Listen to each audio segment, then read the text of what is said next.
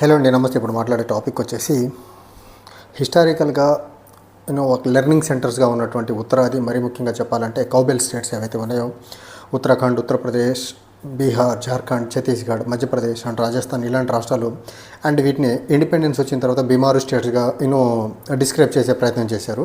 And BJP prominence ఈ రాష్ట్రాల్లో బీజేపీకి సంబంధించినటువంటి రాజకీయాలు ఈ రాష్ట్రాల్లో పెరిగిన తర్వాత ఈ రాష్ట్రాలు ఎప్పుడైతే బీజేపీ ఓట్ బ్యాంక్ ప్రొడ్యూసింగ్ ఫ్యాక్టరీగా మారినాయో తర్వాత ఈ రాష్ట్రాలని కౌబెల్ స్టేట్స్గా డిస్క్రైబ్ చేసే ప్రయత్నం చేశారు.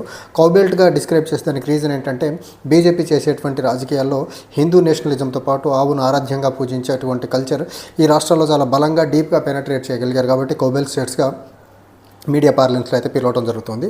అయితే ఈ రాష్ట్రాలు అనాది కాలంగా మిడివల్ పీరియడ్లో అభివృద్ధి పరంగా లెర్నింగ్ సెంటర్స్గా ఉన్నటువంటి ఈ ప్రాంతాలు ఇప్పటికీ ఇండిపెండెన్స్ వచ్చిన దగ్గర నుంచి ఈ రోజుకి ఈ ప్రాంతాలు వెనకబడి ఉండి దక్షిణాది నుంచి ఎక్కువ ట్యాక్సులు కట్టి తక్కువ ట్యాక్సులు సెంటర్ నుంచి రిటర్న్ వచ్చేటువంటి డివిజిబుల్ పూల్ ఆఫ్ ట్యాక్స్ ఏదైతే ఉందో తక్కువ పొంది ఈ ఉత్తరాది రాష్ట్రాలు తక్కువ ట్యాక్సులు కట్టి divisible pool of taxes from the central government ఏదైతే రాష్ట్రాలకు వస్తుందో అది ఎక్కువ పొందేదానికి కారణం.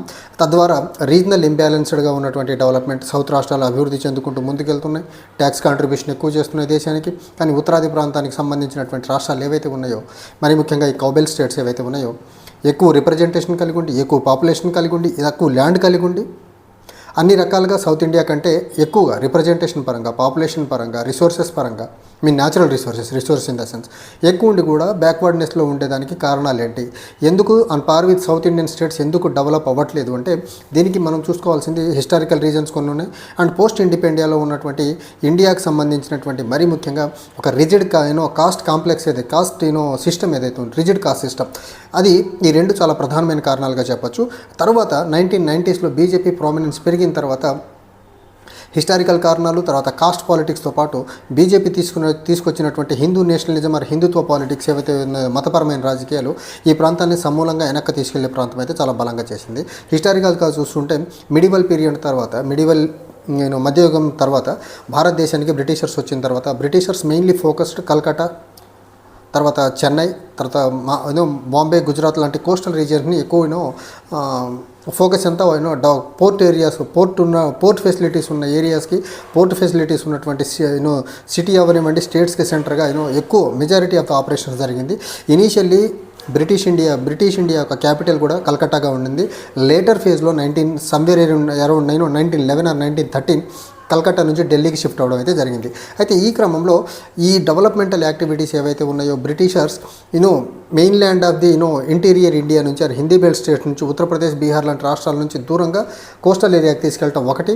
తర్వాత ఇండిపెండెన్స్ వచ్చిన తర్వాత ఉత్తర భారతదేశంలో ఉన్నటువంటి కాంపోజిట్ కాస్ట్ కల్చర్ ఏదైతే ఉందో లేకపోతే ఒక రిజిడ్ కాస్ట్ సిస్టమ్ ఏదైతే ఉందో అది చాలా ప్రభావం చేయడం వల్ల ఉత్తర భారతదేశంలో ఈ కాస్ట్ రిలేటెడ్ పాలిటిక్స్ డామినేషన్ ఎక్కువ ఉండటం వల్ల ఉత్తర భారతదేశంలో ఉన్నటువంటి రాష్ట్రాలు అభివృద్ధికి దూరంగా వండుకుంటూ వచ్చినటువంటి పరిస్థితి. అయితే ఈ రోజుకి ఉత్తర భారతదేశం ఈ స్టేజ్లో ఉండేదానికి వెనుకబాటుతనంగా చూసుకున్నట్లయితే మైగ్రేషన్ ఎక్కువ అక్కడి నుంచి జరుగుతుంది, డెవలప్మెంట్ సరిగ్గా ఉండదు, సోషల్ ఇన్ఫ్రాస్ట్రక్చర్ పరంగా, హెల్త్ ఎడ్యుకేషన్ పరంగా చూసుకుంటే గవర్నమెంట్ స్కూల్స్ ప్రాపర్గా ఉండవు, గవర్నమెంట్ హాస్పిటల్స్ ఉండవు. ఈ రోజుకి ఉత్తర భారతదేశంలో మెజారిటీ ప్రాంతాల్లో సైన్స్ కంటే కూడా సూపర్ స్టిషన్కి ఎక్కువ ప్రయారిటీ ఇస్తారు.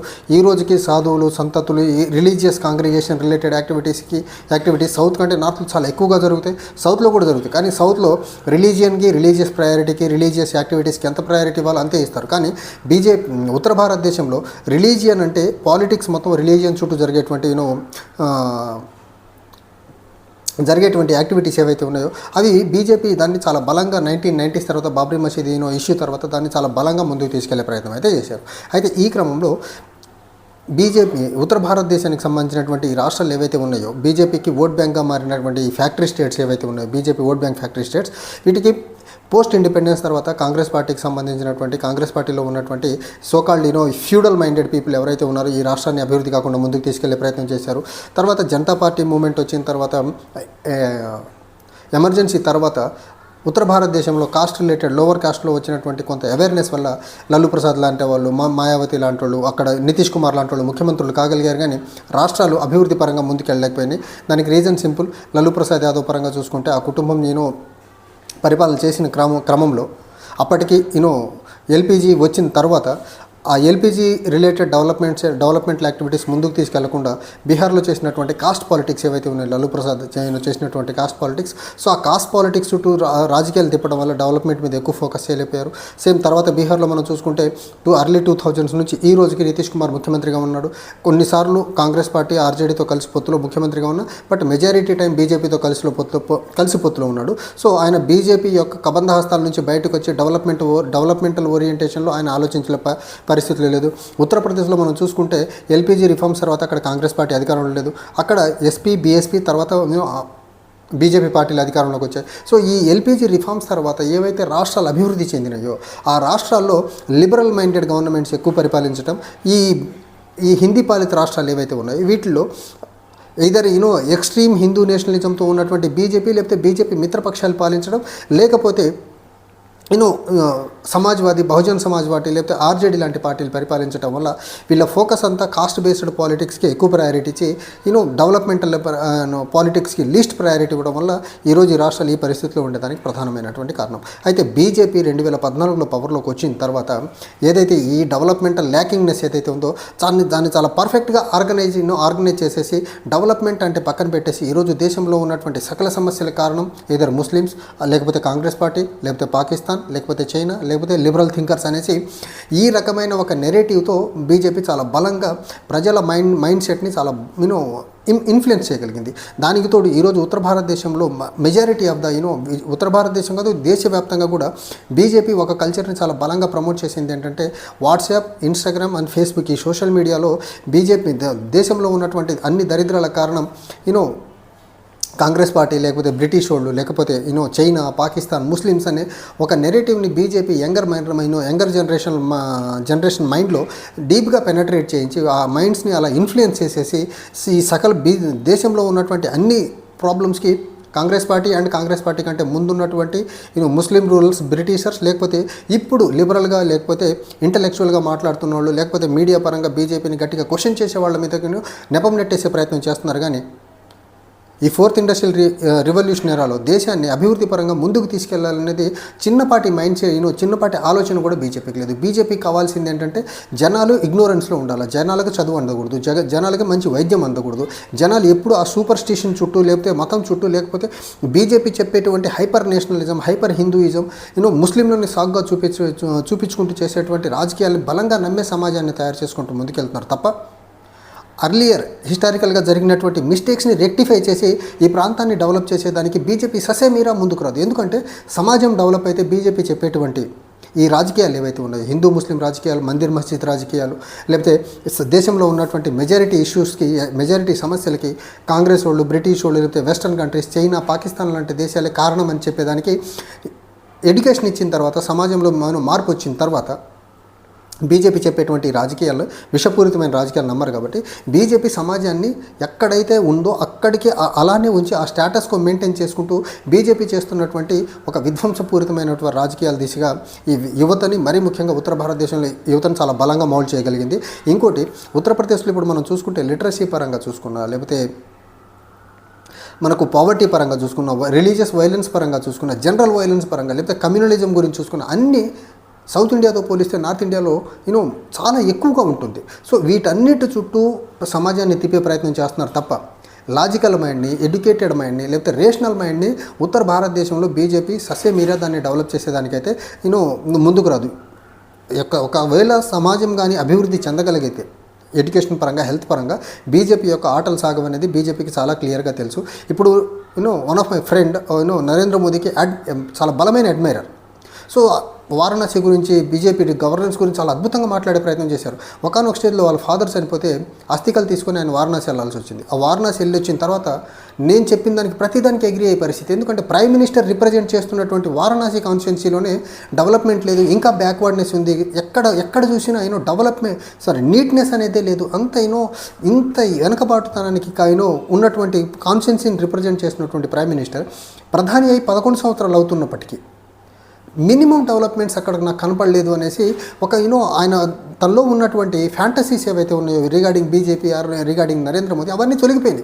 సో ఈ బీజేపీ చెప్తున్నటువంటి డెవలప్మెంట్ ఏదైతే ఉందో పేపర్ మీద ఎయిర్పోర్ట్లు, హైవేలు, లేకపోతే పెద్ద పెద్ద ప్రాజెక్టులు చూపిస్తున్నారు, కానీ సమాజానికి బేసిక్గా కావాల్సినటువంటి హెల్త్, ఎడ్యుకేషన్, ఒక వైబ్రెంట్ సమాజాన్ని తయారు చేయాలనేది మాత్రం బీజేపీ ఎక్కడ మాట్లాడదు. ఎందుకంటే బీజేపీ సమాజంలో విద్య, వైద్యం ప్రాపర్గా అందించగలిగితే, బీజేపీ తీసుకొస్తున్నటువంటి నేషనల్ హైవే ప్రాజెక్టులు అవనివ్వండి, ఎయిర్పోర్ట్లు అవనివ్వండి, పెద్ద పెద్ద ప్రాజెక్టులకు పనిచేసేటువంటి లేబర్ దొరకరు కదా.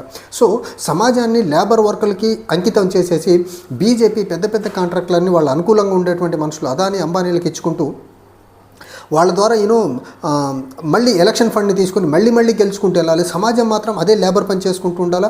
అదే వాట్సాప్లో, అదే ఇన్స్టాగ్రామ్లో, అదే ఫేస్బుక్లో, అదే సోషల్ మీడియాలో బీజేపీకి వ్యతిరేకంగా మాట్లాడే వాళ్ళ మీద బూతులు మాట్లాడి కామెంట్లు పెట్టే కల్చర్ని ప్రమోట్ చేయడం. సో బీజేపీకి కావాల్సిన సమాజం ఇదే. బీజేపీ చేస్తున్నటువంటి హైపర్ నేషనలిజాన్ని, లేకపోతే హైపర్ రిలీజియస్ పాలిటిక్స్ని ఎవరైనా క్వశ్చన్ చేయగలిగితే సో వాళ్ళని కౌంటర్ చేసేదానికి ఒక గ్రూప్ని కింద తయారు చేసి పెట్టేసింది. సో ఈరోజు భారతదేశంలో ఉన్నటువంటి పరిస్థితులకి చాలా ప్రధానమైనటువంటి కారణం, మరీ ముఖ్యంగా ఎల్పీజీ తర్వాత వచ్చినటువంటి రిఫార్మ్స్ ఏవైతే ఉన్నాయో ఆ రిఫార్మ్స్ ప్రాపర్గా సొసైటీలోకి, మరీ ముఖ్యంగా ఈ హిందీ స్పీకింగ్ స్టేట్స్లోకి బలంగా వెళ్ళకపోయేదానికి ప్రధానమైనటువంటి కారణం ఎల్పీజీ రిఫార్మ్స్ వచ్చే టైంకి బీజేపీ మొదలుపెట్టినటువంటి Babri Masjid, Ram Mandir issue. Thereafter BJP ఒక 30 సంవత్సరాల పాటు రాజకీయాన్ని బాబ్రీ మసీద్, రామ్ మందిర్ చుట్టూ, లేకపోతే హిందూ ముస్లిం చుట్టూ తిప్పింది తప్ప భారతదేశానికి విద్యా, వైద్యం కావాలనేసి ఈ 30 సంవత్సరాలు, ఏ ఒక్క 10 సంవత్సరాలు కూడా విద్య కోసం, వైద్యం కోసం బీజేపీ పోరాడిన దాఖలాలు లేవు. ఏ 10 సంవత్సరాలు కూడా బీజేపీ భారతదేశంలో నిరుద్యోగాన్ని ప్రారంభాలను పనిచేసింది లేదు. ఏ 10 సంవత్సరాలు కూడా బీజేపీ ఈ 30 సంవత్సరాలు 1990s నుంచి ఈ రోజు వరకు ఏ రోజు కూడా బీజేపీ దేశంలో పేదరికం లేకుండా చేయాలని అనుకోలేదు. ఏ రోజు కూడా బీజేపీ సమాజంలో రిలీజియస్ హార్మోనీని పెంపొందించే పని చేయలేదు. బీజేపీ సాధ్యమైనంత వరకు సమాజంలో హిందూ, ముస్లింల మధ్య డివిజన్ తీసుకొచ్చి ఆ రిలీజియస్ హేట్రెడ్ని పెంచి ప్రమోట్ చేస్తుంది. రిలీజియస్ హేట్రెడ్ లేని ప్లేసుల్లో ఖచ్చితంగా కులాల మధ్య గ్యాప్ తీసుకొచ్చి బీజేపీ పొలిటికల్ మైలేజ్ పొందే ప్రయత్నమే చేస్తుంది తప్ప ఏ ప్రాంతంలో బీజేపీ అధికారంలో ఉన్నటువంటి ఏ ప్రాంతంలో కూడా రాష్ట్రాల అభివృద్ధి పరంగా ముందుకెళ్ళిన దాఖలా లేవు. ఇప్పుడు మనం ఎగ్జాంపుల్ తీసుకోండి, బీహార్లో ఎర్లీ 2000s నుంచి ఈ రోజు వరకు ఎన్డీఏకి నితీష్ కుమార్ ముఖ్యమంత్రిగా ఉన్నాడు. కానీ బీజేపీ మిత్రపక్షం ఉండటం వల్ల ఆ రాష్ట్రం ఈ రోజుకి అభివృద్ధి చెందని పరిస్థితి. యోగి ఆదిత్యనాథ్ ముఖ్యమంత్రి అయిన తర్వాత రీసెంట్గా జరిగినటువంటి కుంభమేళాలో స్టాంపీడ్ జరిగినప్పుడు ఎంతమంది చనిపోయారో చూడండి. అక్కడ తర్వాత యోగి ఆదిత్యనాథ్ వచ్చిన తర్వాత ఉత్తరప్రదేశ్లో freedom of speech and expression అనేది లేకుండా చేశారు. ఎవరైనా మాట్లాడితే వాళ్ళ మీదకి ఈవీఏపీఏ కేసులు, లేకపోతే షెడేషన్ కింద షెడేషన్ యాక్ట్ కింద కేసులు, లేకపోతే నేషనల్ సెక్యూరిటీ యాక్ట్ కింద కేసులు పెట్టేసి వాళ్ళని జైలుకి పంపించేటువంటి ప్రయత్నం. లేకపోతే యోగి ఆదిత్యనాథ్ బీజేపీ ప్రభుత్వాన్ని ఎవరైనా గట్టిగా క్వశ్చన్ చేయగలిగితే వాళ్ళ ఇళ్ల మీదకి, వాళ్ళ ఆస్తుల మీదకి బుల్డోజర్స్ వెళ్ళేటువంటి ప్రక్రియ. సో బీజేపీ చాలా ఒక భయంకరంగా ఈ పర్టికులర్ ఈ ప్రాసెస్ అయితే ఏదైతే ఉందో బీజేపీకి వ్యతిరేకంగా మాట్లాడే వాళ్ళని భయపెట్టేదాన్ని చాలా అద్భుతంగా వెపనైజ్ చేసేసేసి పెట్టేశారు. బీజేపీకి వ్యతిరేకంగా మాట్లాడాలంటే భయపడాలి, మనకేం జరుగుద్దో, ఏ కేసు పెడతారో, లేకపోతే ఆస్తులు ఉన్నోళ్ళేమో మన ఆస్తుల మీదకి సిబిఐ, ఈడీ, ఇన్కమ్ ట్యాక్స్లు వచ్చేస్తేమో, మరీ కాకపోతే బుల్డోజర్లు వచ్చి ఆస్తులను కొట్టేస్తేమో, ఈ రకమైన భయానక సిచ్యువేషన్లో దేశానికి తీసుకెళ్ళి మరీ ముఖ్యంగా మెజారిటీ ప్రాంతాన్ని అక్కడి నుంచే ప్రధానమంత్రులు ఎక్కువ మంది వచ్చి అక్కడి నుంచి ఇప్పటి ప్రధానమంత్రి కూడా ఉండి ప్రాంతాలు డెవలప్ కావట్లేదంటే ఖచ్చితంగా దేశంలో ఉన్నటువంటి political leadership right from Congress party నుంచి ఈ రోజు ప్రధానమంత్రిగా ఉన్నటువంటి నరేంద్ర మోదీ వరకు వీళ్ళు కావాలని ఆ ప్రాంతాన్ని అలా వెనకబాటుతనంలో ఉంచి వీళ్ళు రాజకీయాలు చేసుకుంటూ ముందుకెళ్తున్నారు తప్ప వీళ్లకు ప్రాంతాలుగా లేకపోతే దేశం అభివృద్ధి చెంది ముందుకెళ్తే దేశంలో ఎంపవర్డ్ సమాజంగానే డెవలప్ అయ్యగలిగితే వీళ్లకు క్వశ్చన్స్ ఎక్కువ వచ్చాయి, వీళ్ళ మీద క్వశ్చన్లు ఎక్కువ. ఈరోజు బీజేపీని క్వశ్చన్ చేసే వాళ్ళు చాలా తక్కువ. ఆ క్వశ్చన్ చేసే వాళ్ళందరూ బెటర్ ఎడ్యుకేటెడే ఉన్నారు తప్ప ఎడ్యుకేషన్ హాఫ్గా ఉన్నాడు, సగం చదువుకున్నాడు, ఈ రిలీజియస్ ట్రాప్లో లేకపోతే ఈ బీజేపీ చెప్పేటువంటి హైపర్ నేషనలిజం ట్రాప్లో పడిపోయినాడు.